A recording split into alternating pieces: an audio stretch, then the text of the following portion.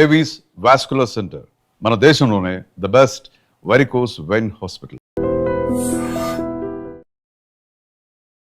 నమస్తే, welcome back to IT media. నేను మీ ఝాన్సీ. ప్రస్తుతం మనతో గ్యాస్ట్రో సర్జన్ డాక్టర్ శ్రీమన్నారాయణ గారు ఉన్నారు ఫ్రమ్ మెడికవర్ హాస్పిటల్ నుంచి. ఫర్టింగ్ ఈ వర్డ్ మనం రెగ్యులర్గా వింటూనే ఉన్నాము. అంటే తెలుగులో గ్యాస్ ఫామ్ అవ్వడం, నలుగురిలో ఉన్నప్పుడు ఫర్ట్ చేసినప్పుడు స్మెల్ వస్తుందని కానివ్వండి, ఫుడ్ డైజెషన్ అవ్వనప్పుడు కానీ, మోషన్ ఫ్రీగా అవ్వనప్పుడు, అందరిలో కూర్చున్నప్పుడు నలుగురిలో కూర్చున్నప్పుడు ఫర్ట్ చేస్తే అందరు నవ్వుతారు, అలానే ఆపుకోవడం, ఇంకా గ్యాస్ట్రిక్ సమస్యలను పెంచుకోవడం, ఇలాంటివన్నీ జరుగుతాయి. అసలు ఒక గట్ హెల్త్ అని కూడా ఇప్పుడు అంటున్నారు. కాబట్టి మనం ఎలాంటి ఫుడ్ తీసుకోవాలి, ఎలాంటి ఫుడ్ తీసుకున్నప్పుడు ఈ ఫర్టింగ్ సమస్యలు అనేవి వస్తాయి, ఈరోజు డిస్కస్ చేద్దాము. నమస్తే సార్. సార్, జనరల్గా ఒక క్వశ్చన్ తీసుకోవడానికి కూడా అంటే ఇబ్బందిగా ఫీల్ అవుతూ ఉంటాము, తెలుగులో కానీ ఇంగ్లీష్లో కానీ. మరి నలుగురిలో ఉన్నప్పుడు ఇట్లా బాంబులు వేస్తున్నారు అంటారు, కొంతమంది సౌండ్తో చేస్తుంటారు, కొంతమంది సైలెంట్గా పబ్లిక్లో ఉన్నప్పుడు బాధపడుతూ ఉంటారు. ప్రధాన కారణం ఏంటి ఈ గ్యాస్ట్రిక్ ఫామ్ అవ్వడానికి, ఇలా బ్యాడ్ స్మెల్తో ఇట్లా ఫర్ట్ చేయడానికి? యాక్చువల్లీ అండి, మన హ్యూమన్ బీయింగ్స్లో ఉన్న మెయిన్ ప్రాబ్లం ఏంటంటే మనం జనరల్గా చేయాల్సిన దాన్ని కూడా అబ్నార్మల్గా ఫీల్ అవుతాం అనమాట. లైక్ నేను చిన్నప్పుడు ఎలా ఉంటుందంటే, పీరియడ్స్ వచ్చింది అనుకోండి, లేడీస్ అందరూ బయట వేరే చోట హౌస్ నుంచి బయటకు వెళ్ళి పడుకోవడము, దేవుడి గదికి రాకపోవడము, అది జనరల్ ప్రాసెస్. యాక్చువల్గా యూరిన్కి ఎలా వెళ్తాము, మోషన్కి ఎలా వెళ్తాము అనేది, స్వెట్టింగ్కి ఎలా వెళ్తాము, సేమ్ అంతే. పీరియడ్స్ కూడా వెళ్ళటం అనేది కామన్. అట్లాగే ఈ ఫార్టింగ్ ఏంటి అంటే, మీరు సర్జరీ అయిపోయిన తర్వాత, సపోజ్ నేను గ్యాస్ట్రో సర్జన్, సర్జరీ అయిపోయిన తర్వాత నేను పేషెంట్ని అడిగే ఫస్ట్ క్వశ్చనే, బాబు కింద నుంచి గ్యాస్ పోతుందా అంటే. అంత ఇంపార్టెంట్ యాక్చువల్గా. కానీ అదే గ్యాస్ మనం అందరూ పబ్లిక్లో ఉన్నప్పుడు అయితే కింద నుంచి పాస్ చేస్తే, మనం పాస్ చేయడానికి ఇబ్బంది పడతాము, మనం ఏదో పెద్ద తప్పు చేసేసినట్టు ఆ ఎదుటిన్న అతను కూడా నవ్వటం మొదలు పెడతారు. ప్రాబ్లం ఏంటంటే, ఎదుటిన్నాడు నవ్వటం మొదలు పెట్టినప్పుడే మనం షైగా ఫీల్ అవుతాం. యాక్చువల్గా that is the general process. మీరు మీరు ముక్కులోంచి గాలి తీసుకుంటున్నారు కదా, ఎక్కడికి పోవాలి? అది కింద నుంచే రావాలి కదా, ఎక్కడికి పోతుంది అది? సేమ్ అదే కాన్సెప్ట్ కదా. సో అంత కామన్ దాన్ని మనం చాలా అబ్నార్మల్గా చేసి, ప్రాబ్లం ఎక్కడ వస్తుంది అంటే, సపోజ్ ఆయన కంప్లీట్గా గ్యాస్ పాస్ చేయలేదు అనుకోండి, ఆ గ్యాస్ మొత్తం లోపల అక్యుములేట్ అయిపోతుంది. అక్యుములేట్ అయిపోయి పెథలాజికల్ బ్యాక్టీరియాస్ రైజ్ అవుతాయి. దాన్నే పాష్ వర్డ్ ఈజ్ గట్ హెల్త్ అనమాట. సో గట్ హెల్త్ ఏంటంటే, సపోజ్ మనం హై ప్రోటీన్ తీసుకుంటున్నాం, high protein high fatty meals తీసుకుంటున్నాం అనుకోండి, అది కంప్లీట్గా మనకి డైజెషన్ అవ్వకుండా మోషన్లోనే వచ్చేస్తుంది అనమాట. సో మోషన్ని మనం ఎక్కువసేపు హోల్డ్ చేస్తే ఏమవుతుందంటే, మనకు లోపల బ్యాక్టీరియాస్ ఉంటాయి. పాలు పెరిగవడానికి కావాల్సిన బ్యాక్టీరియా ఎంత గుడ్ బ్యాక్టీరియా ఉంటుందో, సేమ్ మన బాడీలో కూడా బ్యాక్టీరియా ఉంటుంది. ఆ బ్యాక్టీరియాని మనకి డైజెషన్ చేయాలి. సపోజ్ మీరు ఎక్కువసేపు ఆ ఫ్యాటీ మీల్ని, ప్రోటీన్ మీల్ని బాడీలో ఎక్కువసేపు ఉంచుకున్నాం అనుకోండి, అది డైజెషన్ అయ్యి బ్యాడ్ స్మెల్ని క్రియేట్ చేస్తుంది. సో జనరల్ ఫార్టింగ్ అనేది, జనరల్ గ్యాస్ పాస్ చేయడం అనేది స్మెల్ ఉండదు ఎప్పుడు. ఎక్కువగా ఇట్లా ఇబ్బంది అయ్యి, మనం పాస్ చేయడం కష్టమయ్యి, లేకపోతే బాత్రూమ్స్కి వెళ్లకుండా నెగ్లెక్ట్ చేసి, వర్క్ హడావుల్లో చాలా మంది మార్నింగ్ వెళ్లకుండా, సరే నైట్ టైం హ్యాపీగా రిలాక్స్ అయినప్పుడు వెళ్దాంలే అనుకొని నెగ్లెక్ట్ చేసిన వాళ్ళకి ఏంటంటే ఎక్కువ స్మెల్ వస్తుంది అనమాట. So but both are same. అదేమి డిసీజ్ కాదు, అదేమి తప్పేం లేదు. ఇంకొకటి ఏంటంటే, మనం జనరల్గా మంచిగా గ్యాస్ పాస్ చేస్తేనే మనకి గట్ హెల్త్ బాగుంటుంది యాక్చువల్లీ. దానికోసం మనం కొత్తగా ఏం ట్రై చేయాల్సిన అవసరం లేదు. ఇంకొకటి ఏంటంటే, మనము మోషన్ పాస్ చేయాలని ట్రై చేయొచ్చు, కానీ బై మన ఓన్ ప్రకారము మన గ్యాస్ని మనం ఓన్గా పాస్ చేయలేము. గ్యాస్ అనేది పైనుంచి మొత్తం క్లీన్ చేసుకుంటే దానికి ఆటోమేటిక్గా పాస్ అవ్వాలి తప్ప, మనం సపరేట్గా వెళ్ళి బాత్రూంలో కూర్చున్నంత మాత్రం గ్యాస్ పాస్ అవ్వదు. అంటే అంత ఇంపార్టెంట్.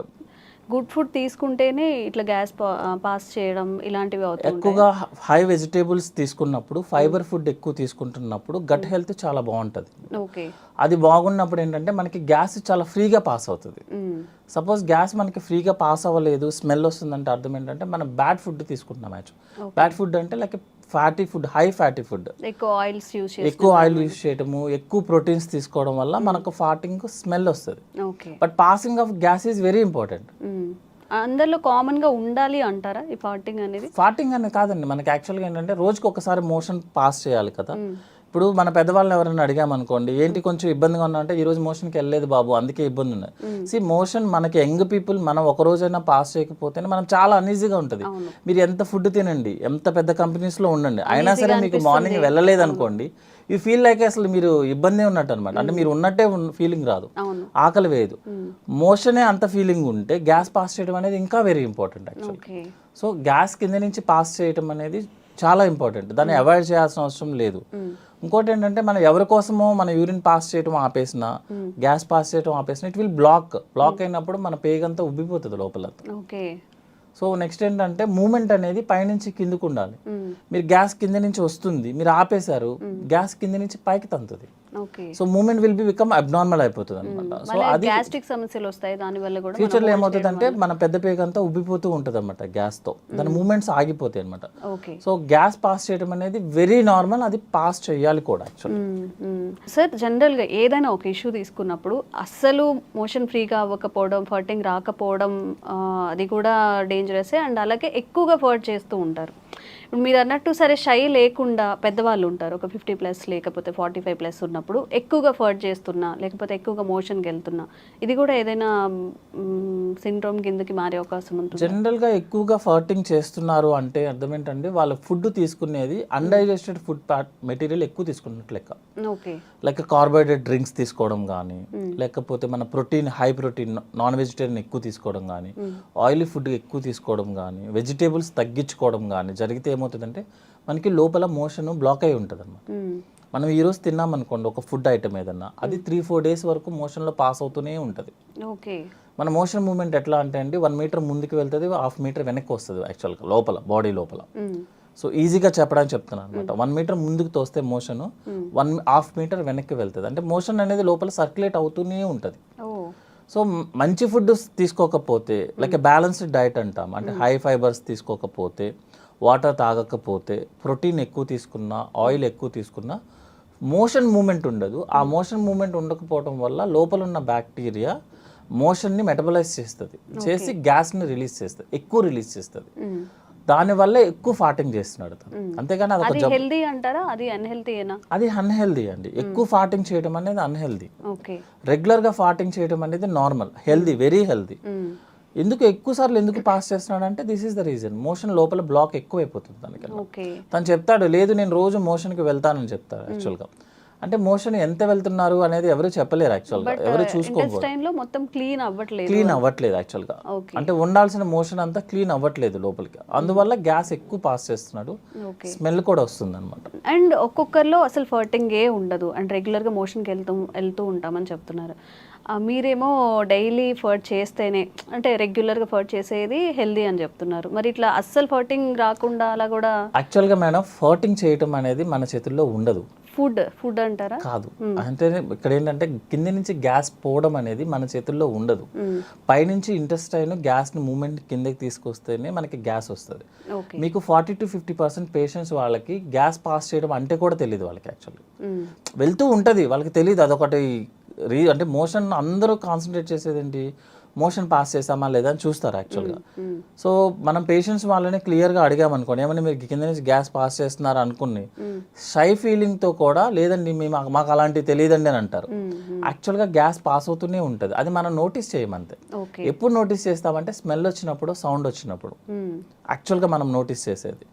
స్మెల్ ఎక్కువ వచ్చినా, సౌండ్ ఎక్కువ వచ్చినా, ఇంకొకటి చెప్పమంటారా, మోషన్ స్మెల్ ఎక్కువ వచ్చినా కూడా ప్రాబ్లం యాక్చువల్గా.